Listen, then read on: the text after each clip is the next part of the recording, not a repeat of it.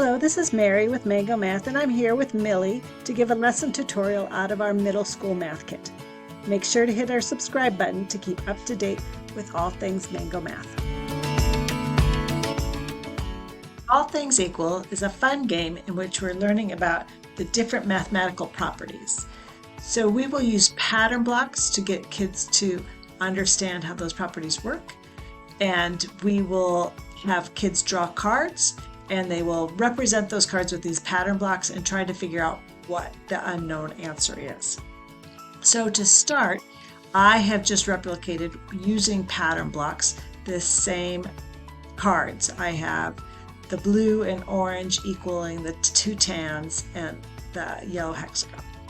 So we look at this and we could try to figure out, is there anything equal on either side of it?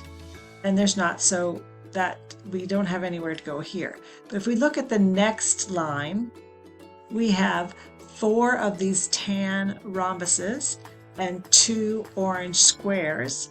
So we can assume 1 square is equal to 2 tans. So we'll say 1 square is equal to these 2 tans, and this other square is equal to these 2 tans.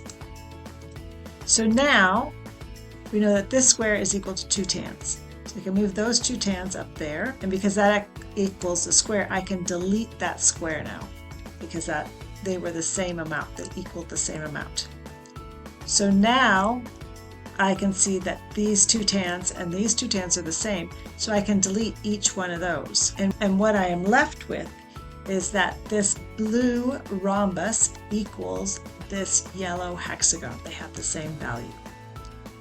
So the students will draw the different cards, go through the same process of looking at what's balanced on each side and what we can take out so that they can continually be balanced and we can come up with that final answer.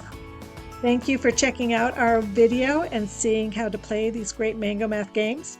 Make sure to hit the subscribe button for more Mango content and check out our website at www.mangomath.com.